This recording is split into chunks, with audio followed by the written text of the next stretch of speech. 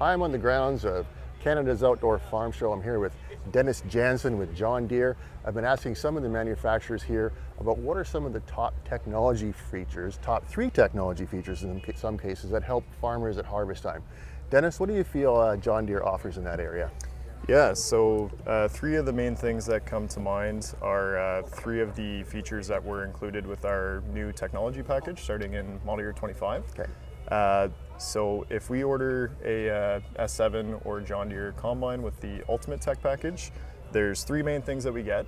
So we get terrain settings automation. So essentially as the combine's going through the field, if it senses that it's going up or down a hill, it automatically adjusts some of the features of the combine to be more optimal for that scenario. The second layer of that is something called harvest settings automation. So on the combine, we've got some loss sensors at the back of the cleaning shoe and the rotor. We've got some cameras that are on the clean grain elevator and the tailings elevator. And depending on the crop that we're in, they monitor our loss levels, they monitor the quality of the grain going through the clean grain elevator, and then that informs the system to make changes to the combine settings if needed, depending on the criteria that you've laid out for it. So that would be the second thing, and then the third thing would be predictive ground speed automation. So a little difficult probably to see from here, but on the front of the combine, kind of up by the lights, there's 2 cameras mounted on the cab that look out in front of the cutter bar. And really the job of these cameras is to sense the height of the crop that's out in front of the cutter bar.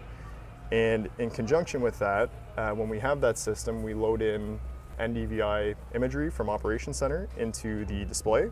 So on the display, we'll see a predictive yield map that will have an idea of, in the fields, based on the imagery, I think this area is going to be, relatively thicker crop than this area will be, kind of giving the combine a game plan of, I think this is where I'll need to speed up, this is where I'll need to slow down. And then the cameras are there to supplement that, to understand, I've got my game plan, but based on what I'm seeing, I see that the crop is either standing, is down, or is stubble, and then factors that into whether to speed up or slow down as well. So really the intent of that is to, relieve the operator of constantly having to control the speed through the hydro handle to let them focus on other things and, ideally get as much productivity out of the combine as we can. That's kind of what I was thinking. It takes some of those errors in decision making that can kind of happen from the seat of the combine. Is that kind of where automation is kind of really being more heavily introduced to help farmers in that way? Yeah, I'd say that's really the intent, right? The thought is to, how can we make the operator's life easier, allowing them to have more time to focus on, the million other things they're trying to juggle while they're combining, and then how to get as much productivity out of the machines as we can as well. And in terms of a learning curve and gaining access and using all that from the cab, it's fairly user-friendly?